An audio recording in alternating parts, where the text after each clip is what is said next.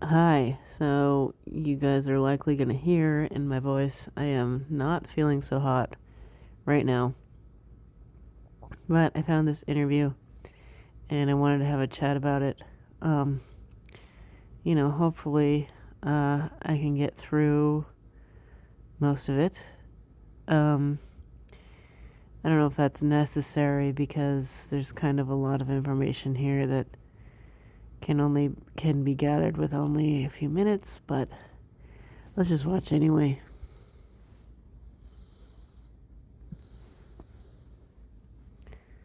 So, this is an interview with Elon Musk's son, who was originally named Xavier Musk, but has changed his name to Vivian and is a transgender.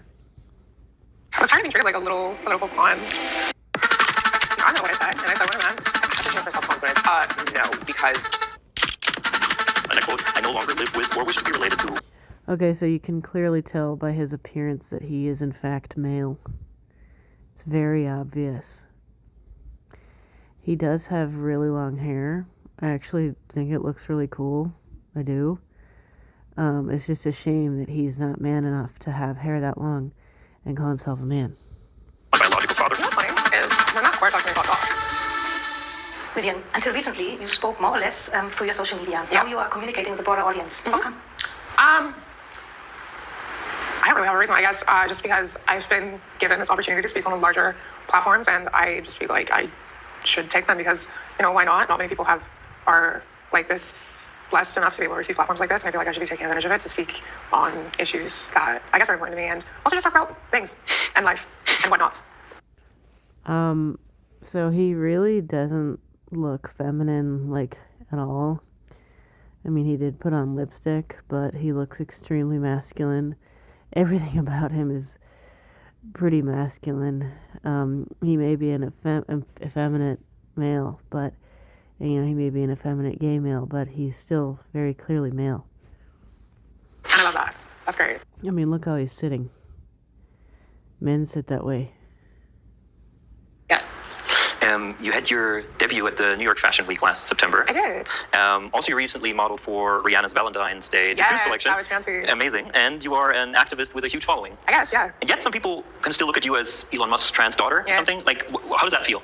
I get asked this question a lot, and my answer is usually the same, which is like, it is how it is. So it's fine, I guess. I mean, I don't like it. I'd like to be known for other things, but I understand why. Gotcha. So I get it. It's kind of just... This is clearly someone who's not really media trained.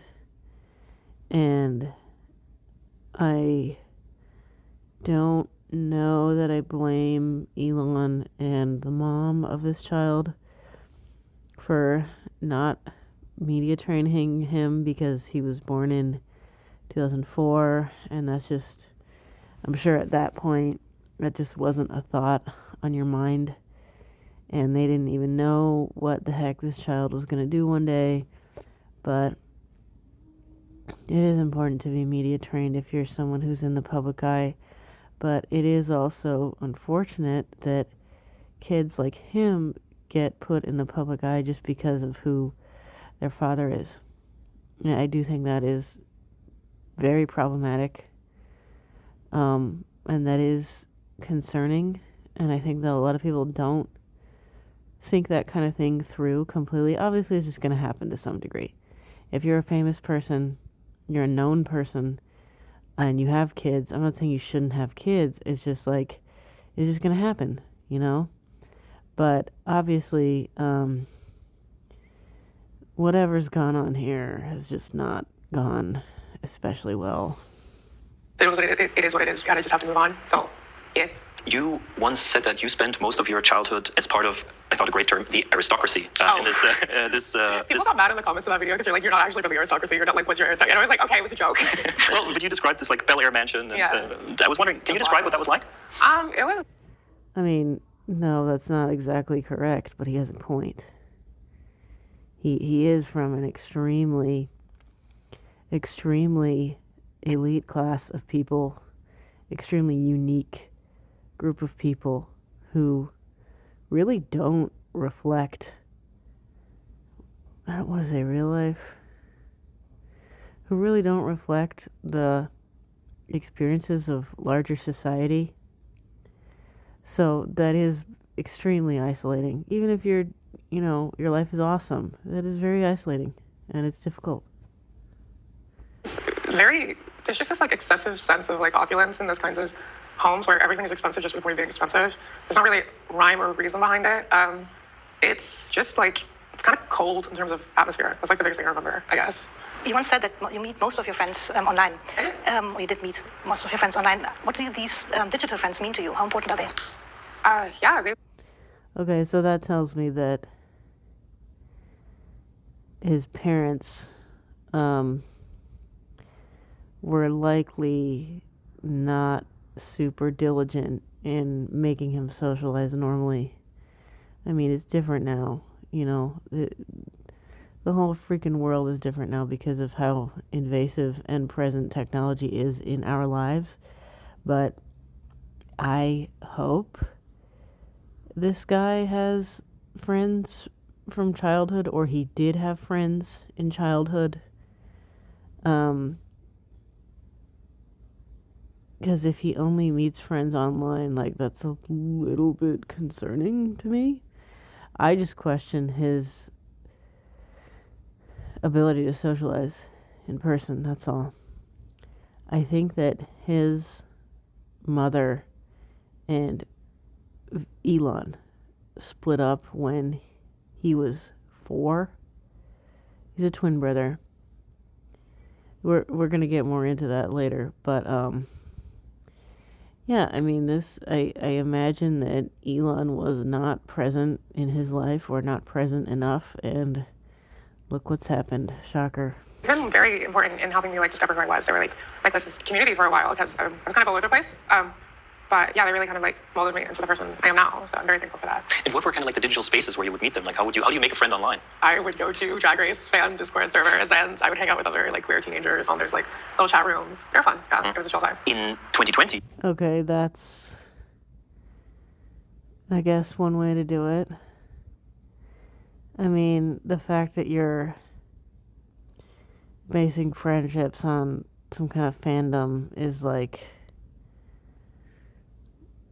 I think that's pretty normal for very young folk. And I think that people do that everyone does that to a certain degree, right? But that's like the very first thing he said. Anyway. Yes. You came out as trans. Yeah, I guess that was 5 years ago. 4 years ago? Almost 6 years ago. Oh my god, it's 2026. Yeah, it's been a while, Yeah, it has been a while. Would you share with us how that was for you? And I know he's really young. He's 22.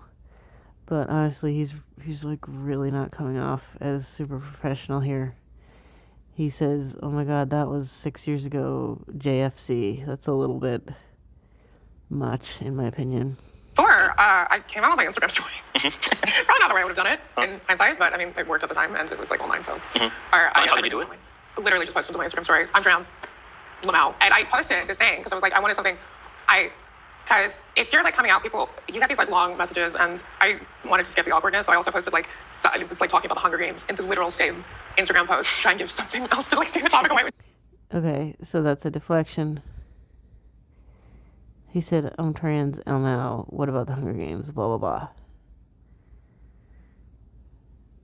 I just don't really think that's someone who's actually comfortable with themselves. Anyway. Work, obviously. But yeah, it was literally just like a picture. It was like a busted selfie. Not like busted, but like one of those like Gen Z type kind of like camera close to the phone, camera close to the face kind of selfie. Did you guys hear that?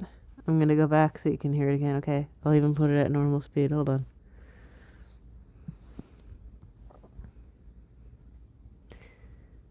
Hunger Games in the literal same Instagram post to try and give something else to like steer the topic away, which didn't work, obviously.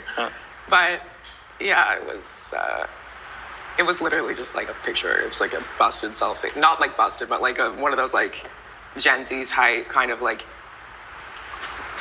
camera close to the phone, camera close to the face kind of selfies. He just put on his real voice there.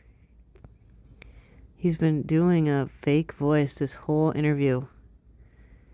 and now he's using his real voice for a moment. I find this extremely disconcerting and weird and gross that anyone would put on a fake voice like that. I know that a lot of people do. Unfortunately, a lot of people do without realizing it, and then they do it for so long that their fake voice becomes their real voice because they're putting on an act. And I just don't think people realize how damaging that is and how dishonest that is. I think it's very creepy and gross, and we shouldn't be doing that. I want everyone to speak in their natural voice. I really do. Is that over it? And I reckon the years leading up to this coming out must have been hard, no? Oh, yeah, very much so. Can you describe, if you feel like sharing it? Being trans as a teenager is kind of like living in a horror movie, or like a body horror movie. What a strange choice of words. Being trans is like living in a horror movie. Maybe it's something you shouldn't be in that case. See, it's like living in a fucking horror movie? Dude, what the hell? That's terrifying and sad. Because it's just this like agonizing feeling of not being able to escape your own body. It sucks. Like, it's bad. It was rough, but we're over that now, so I guess. It was rough. It sucks. It was terrible. You know, I think a lot of teenagers do feel that way, just in general, when they're not trans. I think they feel extremely frustrated because you're like, you know, when you're 16, 17, and a lot of the times beyond when you're an actual adult even, because a lot of people have bad relationships or unhealthy relationships with their parents, is you feel you're so frustrated because you're so close to being an adult. You feel like more of an adult. You're trying to be more of an adult than you are, than you can be. You're still a minor at 16. You're still a minor at 17. You can't go out and do everything you want, anything you want, all of the things you want, because you have to wait a little longer. And this is actually kind of illuminating for me because it's pretty obvious with this interview that he just channeled all of those feelings into being trans. That's a very normal way for teenagers to feel. But he was like, oh, it's all because I'm trans. Oh, it's all because I need to be a woman. Oh, it's all because I need these sex change hormones. Blah, blah. That's such a problem. Very good. Yes. In the petition to change your first and last name, you stated, I know, and I quote, I no longer live with or wish to be related to my biological father in any way, shape, or form. You know what's funny is when that court document got doxed, I noticed a grammatical error I made in the little 2-sentence blurb that I made. Because I didn't think anyone would find it. Because it was like a court document, right? Obviously, I was proven wrong. But there's like a comma that I put. I don't remember if it's like an extra comma or like one that I was supposed to put in there. I made a grammatical mistake, and that stayed with me for like 3-4 years. That's the aspiring linguist topic, Yeah. no? Okay, so that is unfortunate that he didn't think that statement would be public and that information was leaked. That's not cool. But, I mean, at this rate, he should kind of know that that's likely to happen, especially to someone like him. Especially to anyone related to his father. And he didn't even address the actual statement. He just said, oh, I made a grammatical error in it, and that's really stuck with me. That's probably because he doesn't want to actually address the real statement. He wants to talk about the grammatical error in it. Again, he's deflecting. I'm supposed to be better than that. But what was the question? The content of what you wrote there is pretty strong, and it sounds like it comes also from a point of pain, no? Oh, yeah. No. Pretty much, I guess. Can you describe kind of your thought process that led up to this? My thought process of, well, I mean, you know, well, I mean, I meant what I said, and I said what I meant. It was true. I don't know really what to add to it other than just the kind of, like, thought process. It was what I needed. See, I actually don't blame him for feeling that way. If I had whatever experiences with my biological father that he had with his, I would probably honestly feel the exact same way, especially when I was his age, or whatever age he was when he said that. It's just really unfortunate that he thinks he has to be trans to better rebel. If you want to say, oh, I wish I wasn't related to so-and-so in any way, shape, or form at all, I wish I was never associated with so-and-so, that's up to you, even if that's your own father. It's up to you. Do you. A lot of people have that experience or similar experiences where they don't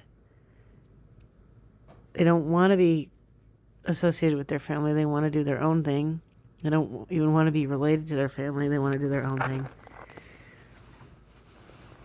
And I mean, again, it's just so obvious to me that Elon was not present in this child's life.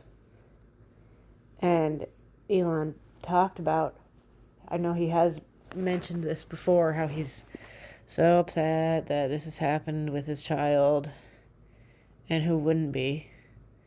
But unfortunately, it sounds like he kind of started trying like way the fuck too late. You know, maybe he started trying with this kid when he was 16. When he was 15. Maybe he was like, you know, doing a 72-hour visit every 3 or 4 years, like when he could, you know, squeeze it in his schedule.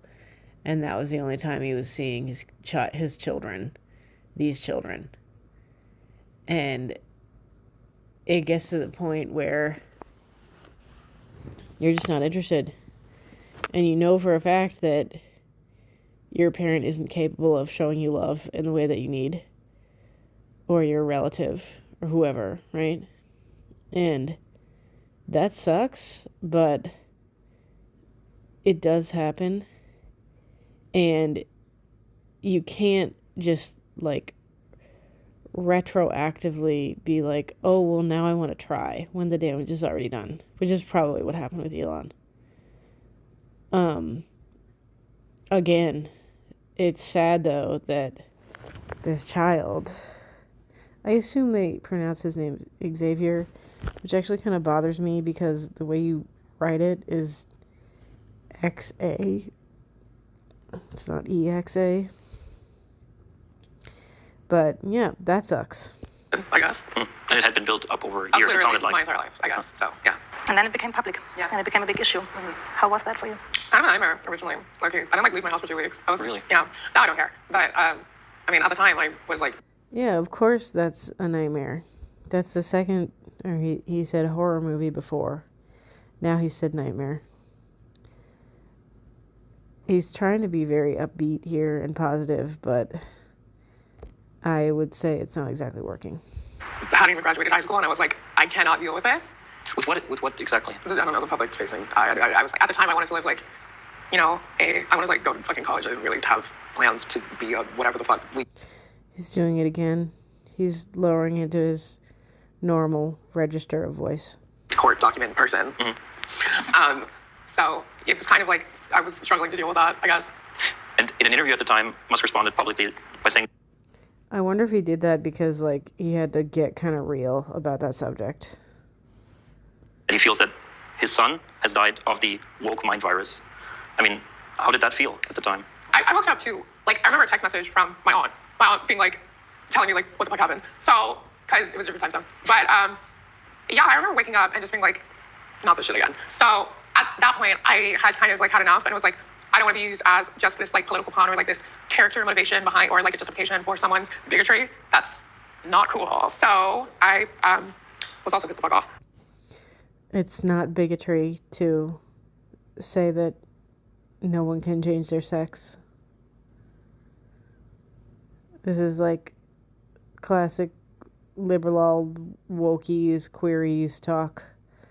Is that someone, in this case Elon Musk, disagrees with Xavier being trans. That doesn't make you a bigot. But to them it does. Because to them that means you're in the out group. To them that means you're the enemy. Because they're a cult, right? So, now that dad is a cult outsider. He just can't be associated with. Okay. But yeah, I was texting my mom being like, I'm gonna go public. Sorry. And she was like, okay, I understand. And She is understanding of these things when you yeah, she gets it. And I remember I was texting with my friend, Reese, and she was like angrier than I was about the situation, I guess because I was used to it. So seeing like that also really helped me, I guess, formulate my little response. But like I didn't want to say anything like immediately, so I took like, I don't know, I want to say a day to just like myself, to just collect myself. I played a lot of Smash Brothers that day. Good Low game. key. Yeah, I was practicing my combos. That's so, like, childish. He played a lot of video games about it. It's actually pretty masculine as well. But anyway. Robin. Your father's ex-partner Grimes describes Musk as being heartbroken during these years. Do you have empathy for that pain? No? No, fuck him. I don't care. It's kind of interesting. He doesn't even acknowledge Grimes. I don't even know if he met her at any point. But what she was saying was, like, kind of true. By the way, he's moved on from her. He's like a 4th or 5th baby mama now. I can't remember. I can't keep track, you guys. But that is a woman he had 3 kids with artificially.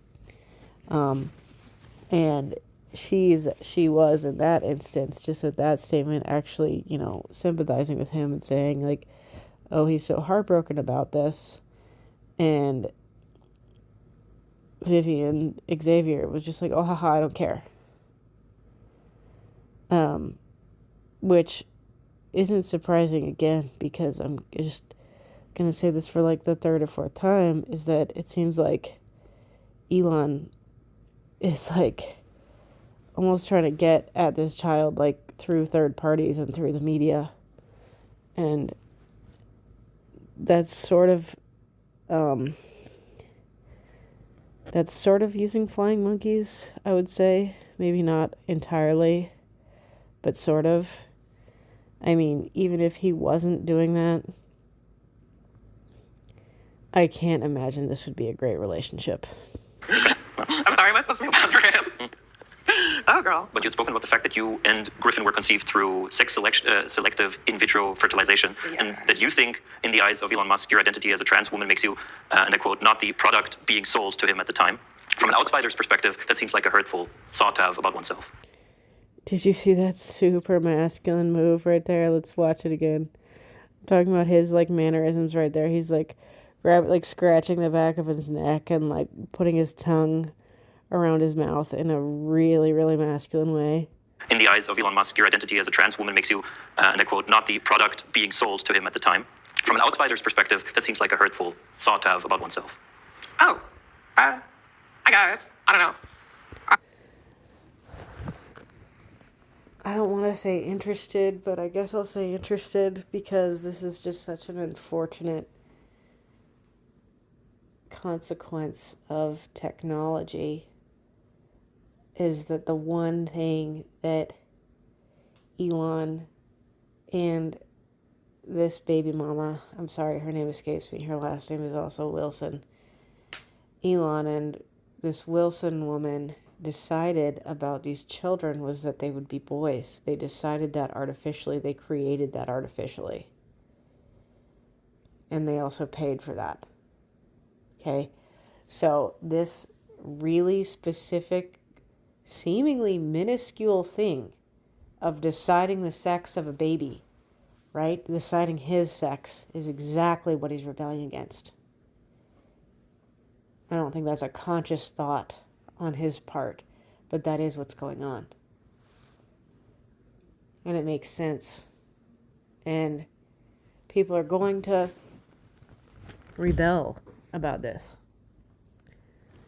You know, they're going to rebel about this kind of thing, and it's going to be more and more and more and more prominent as a lot of these artificially created children, let's be real here, I call it Frankenstein technology. That might be a little bit generous because Frankenstein was created from dead human beings that were then made alive and these Frankenstein babies are created from other means, but that's beside the point. These kids are going to have a lot more complicated mental issues because they know for a fact they were created artificially in the lab. And they know for a fact their parents paid $30,000 or whatever the fuck to create them. And I know for a fact that people don't realize it. That's why they keep blindly doing that bullshit. But anyway. Is it a hurtful thought to have about oneself?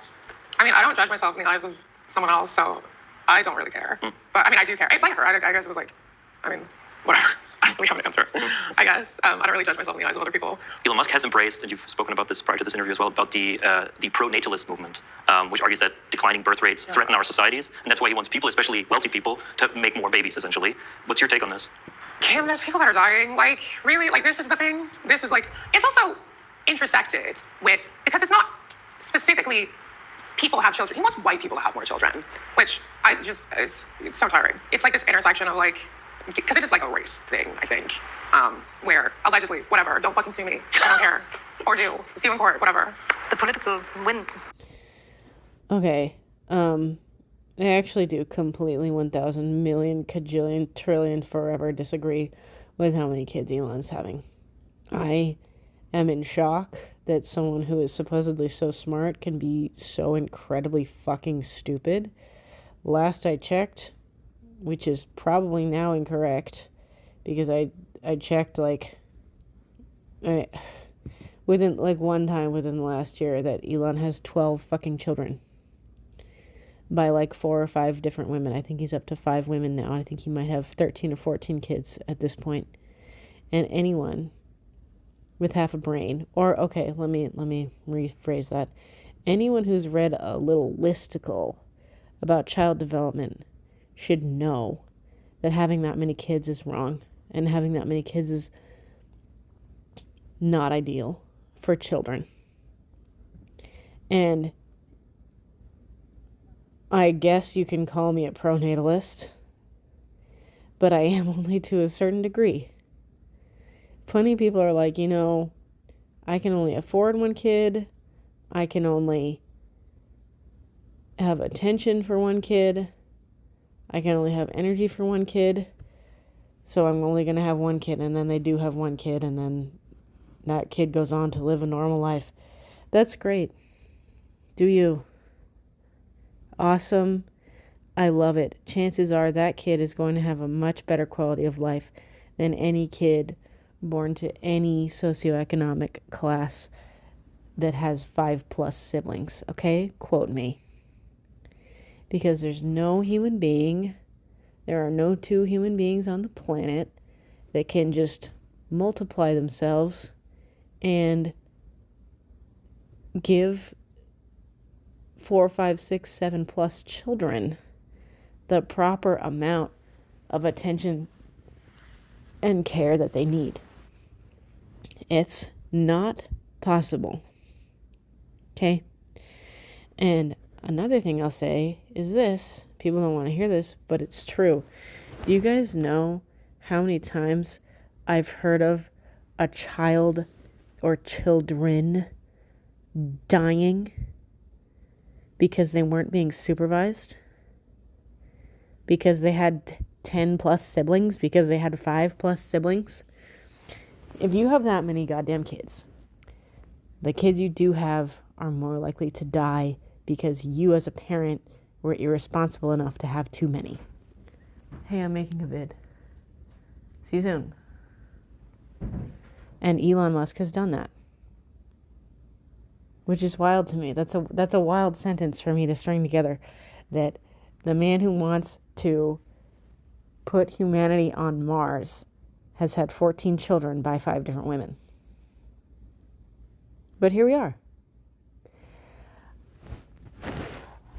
I don't think this is a race thing, but I can see why Javier would think that it is. I really can. Maybe that's how he perceives it. He knows his father better than I do. But, this is just a problematic statement overall. from both him and his father, and a problematic situation overall. Anyway. Has changed a lot in the last year. It also turned against trans people a lot. 2 years ago, and also at the time when you came out, it seemed to be a powerful movement, especially here in California. How's the situation now? And what are your fears? Well, I mean, the opportune window has continuously shifted towards the right, especially in the States. In LA, I have not noticed that much of a change, but in my personal circle, like in the circles that I attend, it's pretty much only queer people. And obviously queer people are not having the same demographic shifts towards the right as the general population because the right is so hell-bent on fucking us over. Thanks for that. That's not true. Bitch. But yeah, see, that's not something you should be saying in a professional interview. The right is not hell-bent on fucking you over. The right is hell-bent on bringing you back to reality, my guy. Best of luck getting there. yeah, no, it's not great. It kind of just feels, it's this like sound just continuously playing in the background of like, how bad is this gonna get? How much worse is this gonna get? And But you're plugged into the national discourse. You read the news and you're I do, very yeah. vocal about this. And it's obviously there's LA is kind of like a sort of liberal island. Yes. And then there's the country as a whole where Yes. states are changing their laws. The federal government is pushing for certain policies. Like what's kind of the trajectory that you see this country on? well, it's currently not a great one. I hope we can do something about that in the elections, but we just need to keep advocating for our rights. It's very depressing, I'm not gonna lie. It just kind of gets you that a lot Okay, I had to watch that like 3 times to understand what he was saying, because I thought he was saying our race, and then I thought he was saying our rates, R-A-T-E-S, but thankfully I know a little bit of German. He was saying our rights. See, speaking in a falsetto voice like that, my guy, is not doing you any favors. of the country who just hates you so viscerally just because of like who you are. There's also these like continuous new myths about us, like that we're all fucking shooters or inherently violent. That's another one I've heard. You are inherently violent because you want to cut yourself up, and you advocate for others to cut themselves up. And you advocate for children to be mutilated. Yeah, maybe that's not directly you performing those surgeries, but advocating for that is in fact violent. Sorry. And it is something to be noted how many trans shooters we've had lately, how many trans murderers we've had lately, and how little the media is paying attention to that and focusing on that because it doesn't fit their narrative. They don't want to focus on that. And it's again, you guys, I'm going to end the video. This is too fucking long. I don't want to keep going. But again, that is highlighting the fact that transgenders are bizonkers. We've had like 7, 10 trans shooters lately. Like, think about it, okay? Think about it. I'll say one more thing. And I guess I meant to say this at the beginning, but this is a form of rebellion against your parents. This is clearly a form of rebellion against his father. And that might not be a conscious thought on his part, but that is in fact what's going on. And I think that is in fact what's going on with a lot of these trans shooters, is a lot of them are quote-unquote rebelling. Maybe they're rebelling from their upbringing. Maybe they're not directly rebelling from their parents, but they're rebelling from the life they led up until that point. And they really think that this is the way to go about it. You guys, I can't emphasize enough how religious this is. This is a religious movement, okay? This is a religious aspect of this cult. They say, well, if you transition, then this, that, and the third will come true. No, the fuck it won't. That is a harmful, unhealthy, and completely baseless assumption. And I just feel really bad for people like him. I hope you can get back to who you really are, Xavier. Best of luck.